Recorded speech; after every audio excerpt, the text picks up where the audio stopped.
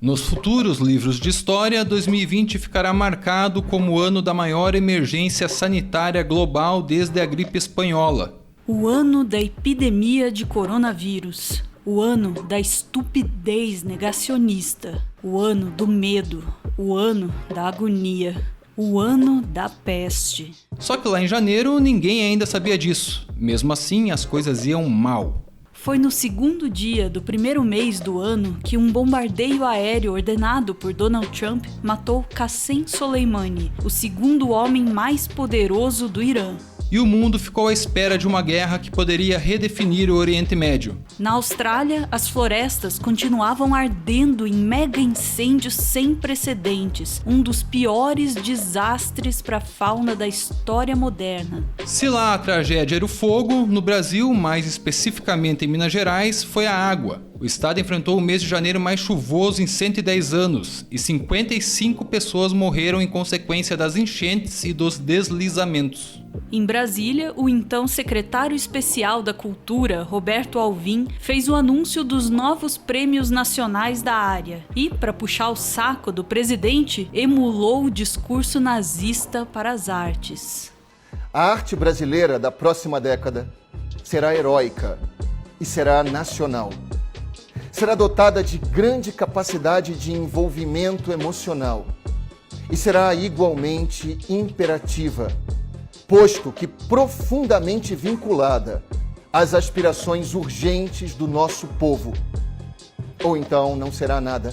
O motim de policiais militares transformou fevereiro de 2020 no mês mais violento da história do Ceará. Nas quase 2 semanas de greve, foram 312 homicídios, uma média de 26 por dia. Durante o motim, um senador da República, Cid Gomes, tentou invadir um batalhão da polícia com uma retroescavadeira. Foi baleado no peito. E meio que ficou por isso mesmo. O miliciano e matador de aluguel Adriano da Nóbrega, que foi condecorado por Flávio Bolsonaro e manteve estreitos laços com a família presidencial, foi morto em uma operação policial no interior da Bahia, muito da mal explicada. Levou para o túmulo os segredos subterrâneos do Rio de Janeiro. Em Brasília, o ex-interventor federal do Rio de Janeiro, Walter Braga Neto, assumiu a Casa Civil. É o primeiro general a chefiar a pasta desde a ditadura militar. Na cerimônia do Oscar, o longa sul-coreano Parasita foi o primeiro filme não falado em inglês a ganhar o prêmio principal.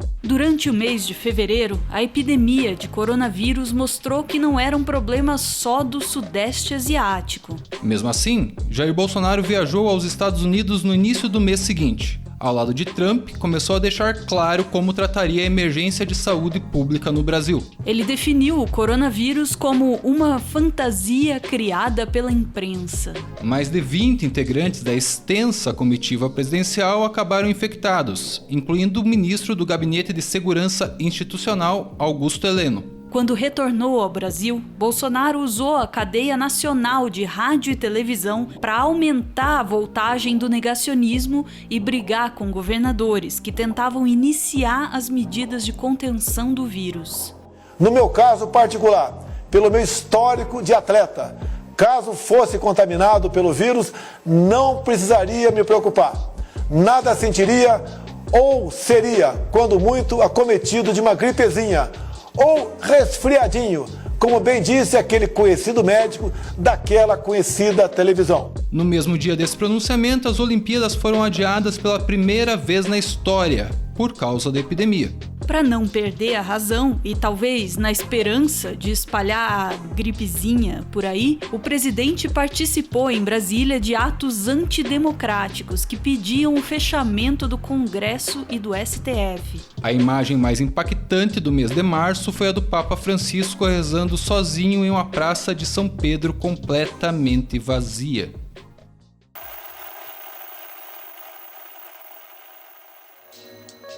Apesar da resistência do governo, em abril o Congresso aprovou o auxílio emergencial para socorrer os trabalhadores que perderam renda por causa da pandemia. O valor de R$ 600 foi uma vitória da oposição. Inicialmente, o executivo tinha proposto parcelas de R$ 200. Enquanto a crise sanitária escalava, o presidente demitiu o ministro da Saúde, Luiz Henrique Mandetta. O novo responsável pela pasta, Nelson Tait, ficou menos de um mês. Entregou o cargo porque se recusou a ampliar o uso da cloroquina no tratamento da Covid-19. E onde o governo vai mal, coloque-se um general, que é para garantir que ele vá pior ainda. Quem assumiu a saúde foi Eduardo Pazuello, com a justificativa de ser um especialista em logística do Exército. Quem também saiu do governo em abril foi o ministro da Justiça e Segurança Pública, Sérgio Moro. Ele acusou Bolsonaro de tentar interferir na Polícia Federal para ter um canal de acesso direto às investigações.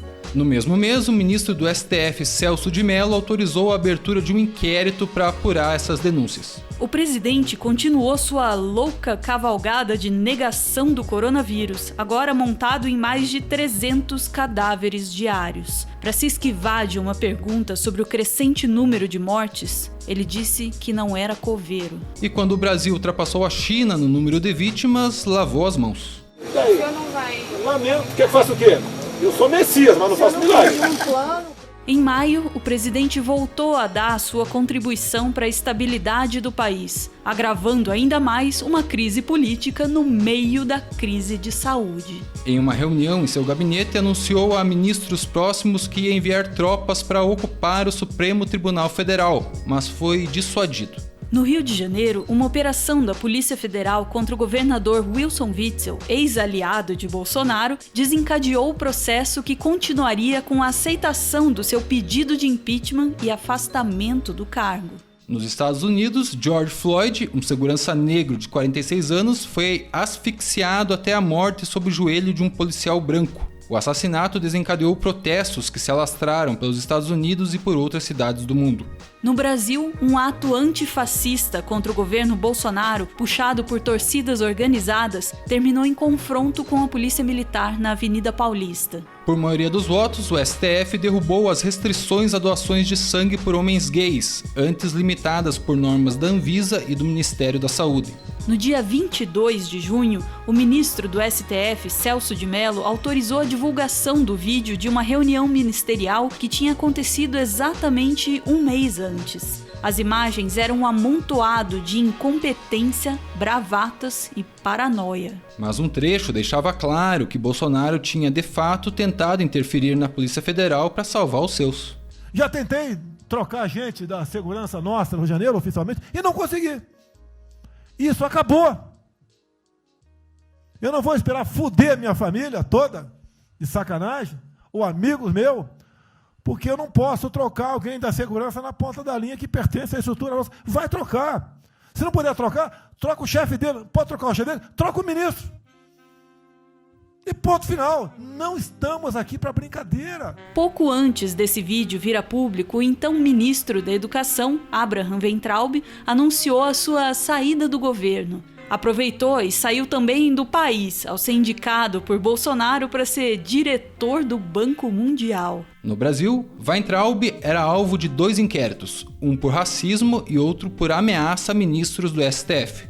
Para o lugar dele, Bolsonaro escolheu o professor Carlos Alberto Decotelli. Não durou 5 dias. Ele foi rifado quando ficou evidente que tinha falsificado o currículo. Quem assumiu a pasta da educação foi o advogado e pastor da Igreja Presbiteriana Milton Ribeiro. Se o governo vai mal e não dá para arrumar um general, que seja um pastor. Também em junho, uma operação do governo do Distrito Federal desmontou em Brasília o acampamento da milícia Os 300 do Brasil, partidária de Bolsonaro e liderada por Sarah Winter, ex-assessora de confiança da ministra Damares Alves. Posteriormente, Sarah foi presa, junto com o blogueiro e disseminador de notícias falsas Oswaldo Eustáquio. Quem também pegou xadrez, embora muito brevemente, foi Fabrício Queiroz, ex-assessor de Flávio Bolsonaro, acusado de ser o operador do esquema das rachadinhas na Assembleia Legislativa do Rio. Ele estava escondido em Atibaia, no sítio de Frederic Wassef, advogado da família Bolsonaro.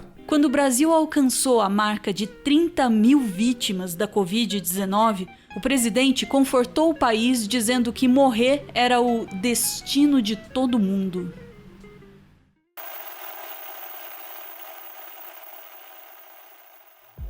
O segundo semestre começou com Jair Bolsonaro sendo diagnosticado com Covid-19.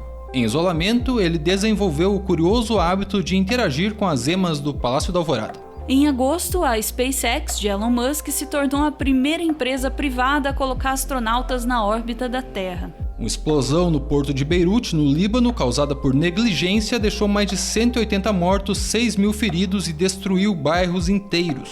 Veio à tona o caso de uma menina capixaba de 10 anos que engravidou depois de ser frequentemente estuprada pelo próprio tio. Em Recife, um grupo de católicos tentou invadir o hospital e impedir a interrupção da gravidez, permitida por lei.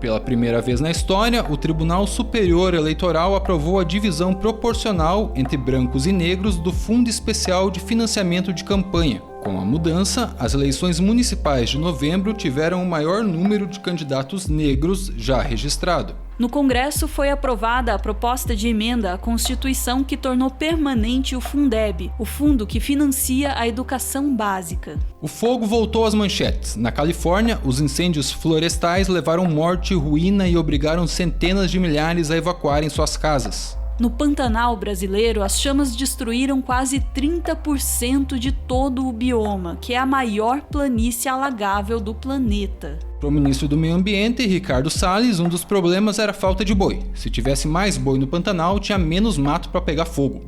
Cada vez mais vem se perseguindo, vem indo contra a criação de gado solto no Pantanal. Só que é o gado solto que come o capim, que come o mato. Então diminui também essa massa orgânica. E você não deixar criar gado de maneira extensiva lá, também propiciou um aumento substancial desse material orgânico. No dia 28 de setembro, o mundo ultrapassou a marca oficial de 1 milhão de mortos por Covid-19.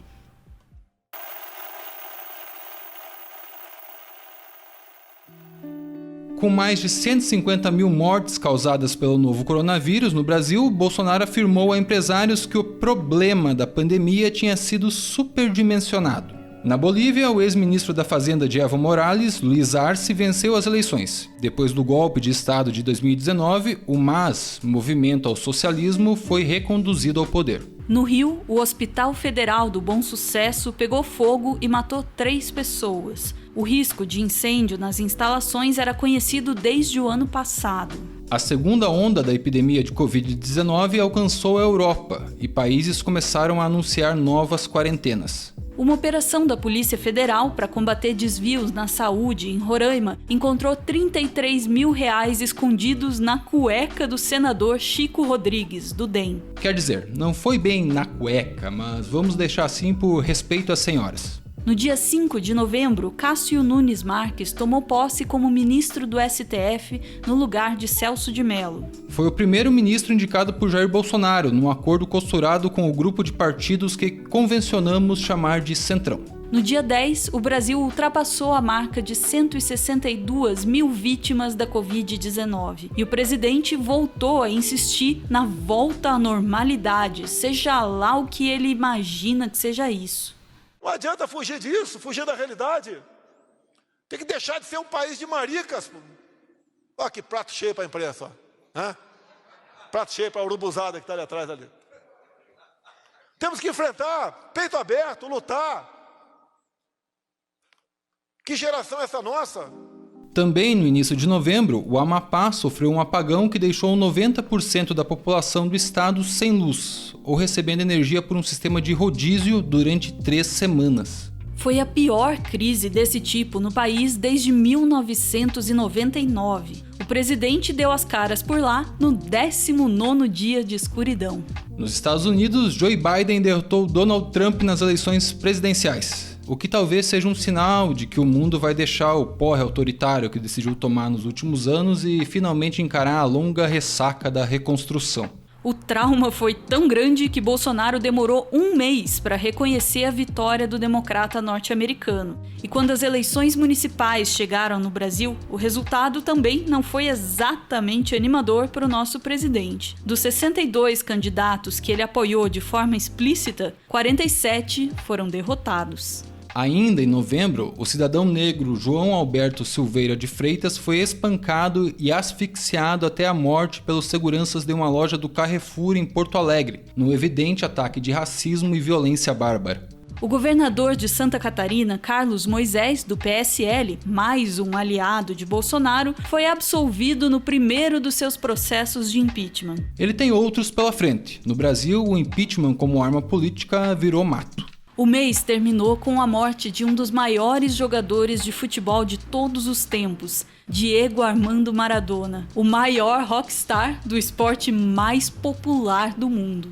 A corrida pela vacina da Covid-19 bateu todos os recordes e deu resultados melhores e mais cedo do que se podia imaginar. Em dezembro, Estados Unidos e Reino Unido começaram a imunizar sua população. Não é o caso por aqui. A politização da vacina pelo presidente da República e sua insistência em espernear contra a China mantém o país dentro do túnel e sem saída à vista. Em breve, os mortos devem alcançar a casa dos 200 mil. O Brasil é o segundo país do mundo com mais vítimas da Covid-19. Em outro ranking, porém, somos campeões absolutos. Durante 2020, o real foi a moeda que mais se desvalorizou no mundo. A inflação da cesta básica foi lá para cima. De janeiro a outubro, a alta foi de mais de 12%. O arroz subiu 48%. Feijão, 60%. Óleo de soja, 78%. Mesmo assim, sejamos justos.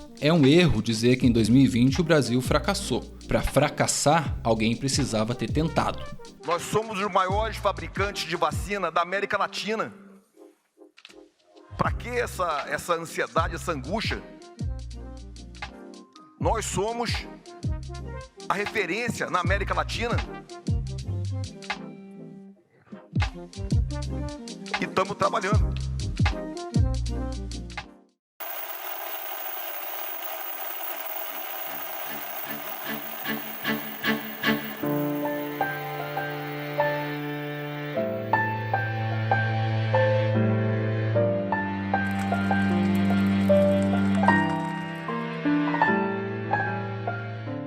Muito obrigado por ver esse vídeo até o final. O Meteoro é mantido graças a uma campanha de financiamento coletivo. Quem participa aparece aqui no finalzinho para receber o nosso agradecimento e, claro, para homenagear quem ama. Hoje a gente vê aí o Moisés, acompanhado da Renata. Diz ele: essa é a Renata Vitória, minha neta. Um amor imenso que não sei como explicar. Ela é um renovo, um frescor, uma brisa suave numa manhã de outono. Está usando um body que lhe dei no seu primeiro ano de vida, e é exatamente isso que eu desejo, mesmo depois da minha partida, que ela lute como uma garota. Vó Renata, te amo. Beijo, gente. Valeu!